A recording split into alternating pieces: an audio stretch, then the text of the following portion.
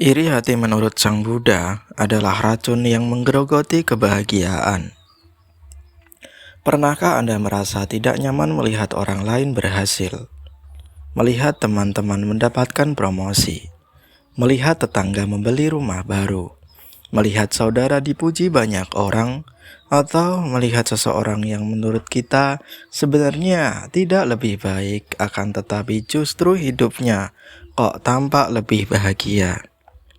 Sekilas perasaan itu terlihat kecil, namun jika dibiarkan, ia dapat tumbuh menjadi iri hati.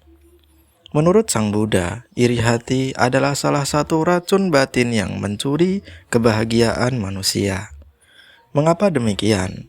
Karena iri hati membuat kita tidak lagi menikmati apa yang kita miliki. Perhatian kita selalu tertuju pada apa yang dimiliki orang lain, menjadikan kita lupa bersyukur, menjadikan kita lupa berkembang, dan menjadikan kita lupa menikmati perjalanan hidup sendiri. Sang Buddha mengajarkan bahwa penderitaan seringkali bukan muncul karena kita kekurangan. Penderitaan muncul karena manusia membanding-bandingkan dengan perbandingan yang tidak semestinya. Coba bayangkan dua orang memiliki gaji yang sama. Yang pertama hidup tenang karena merasa cukup, sedangkan yang kedua selalu gelisah karena temannya berpenghasilan lebih besar. Apa yang membuat orang kedua menderita?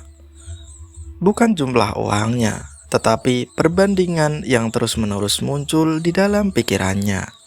Begitulah iri hati bekerja. Ia tidak mengambil harta kita, namun ia mencuri kedamaian manusia. Ironisnya, orang yang kita iri mungkin bahkan tidak tahu bahwa kita sedang iri kepadanya. Ia tidur nyenyak, sementara hatimu gelisah memikirkan keberhasilannya. Lalu, dari mana iri hati berasal? Menurut ajaran Sang Buddha, iri hati muncul karena 3 akar yang tidak sehat. Yang pertama adalah kemelekatan. Ketika kita ingin memiliki apa yang dimiliki orang lain. Yang kedua adalah kesombongan, yakni ketika manusia merasa seharusnya dirinya lah yang lebih unggul daripada orang lain. Yang ketiga adalah ketidaktahuan. Ketika manusia hanya melihat hasil akhir kehidupan orang lain, tetapi tidak melihat perjuangan, pengorbanan, air mata, bahkan penderitaan yang mereka alami. Media sosial memperkuat kecenderungan ini. Ketika manusia melihat foto liburan, mobil baru, melihat senyuman, melihat penghargaan, namun mereka tidak melihat malam-malam tanpa tidur, tidak melihat kegagalan, tidak melihat rasa takut, dan tidak melihat beban yang mereka tanggung sendirian. Ketika manusia membandingkan kehidupan lengkap milik kita dengan potongan-potongan indah dari kehidupan orang lain, perbandingan seperti itulah yang disebut sebagai perbandingan yang tidak semestinya, perbandingan yang tidak adil. Sang Buddha mengajarkan bahwa setiap makhluk mewarisi buah dari perbuatannya sendiri. Setiap orang memiliki jalan hidup yang berbeda. Ada yang berhasil lebih cepat, ada juga yang lambat.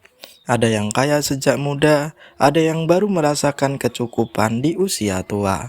Semuanya dipengaruhi oleh banyak sebab dan kondisi. Karena itu, membandingkan hidup kita dengan hidup orang lain seringkali tidak masuk akal.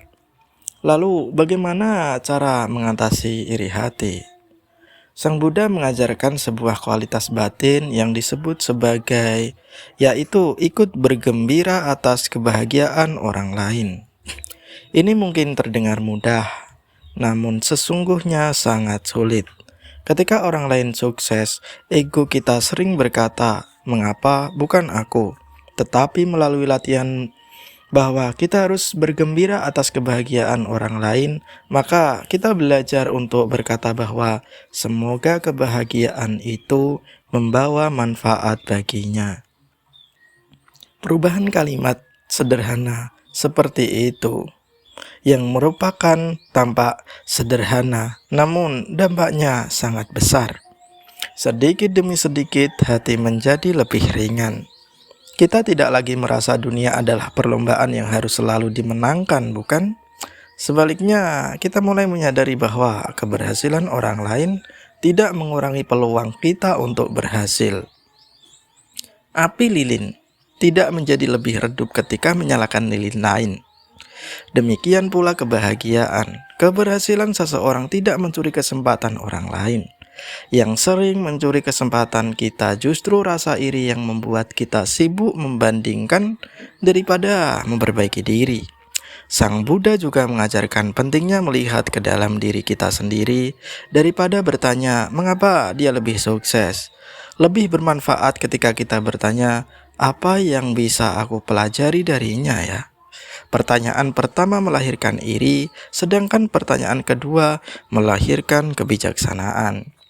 Orang yang iri akan kehabisan tenaga karena sibuk mengawasi kehidupan orang lain.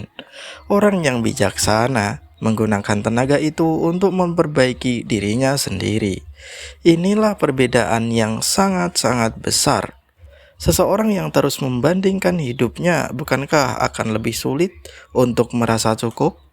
Sebaliknya, orang yang terus bertumbuh akan menemukan kebahagiaan bahkan sebelum mencapai tujuan akhirnya.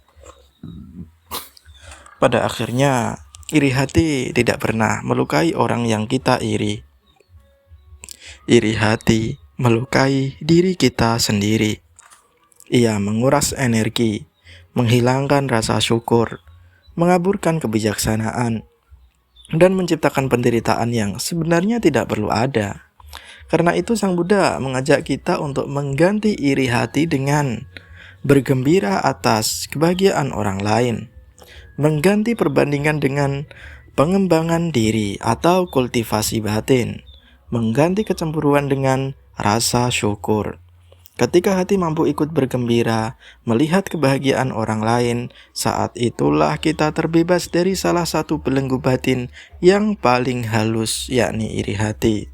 Dan disitulah letak kebahagiaan yang sesungguhnya. Bukan ketika kita memiliki lebih banyak daripada orang lain, tetapi ketika hati kita tidak lagi merasa terancam oleh kebahagiaan siapapun. Semoga semua makhluk ikut bergembira atas kebahagiaan makhluk lainnya. Itulah cara-cara untuk melepaskan iri hati yang mencuri dan menggerogoti kebahagiaan manusia itu sendiri dari dalam secara perlahan, secara disadari maupun tidak disadari. Semoga semua makhluk berbahagia.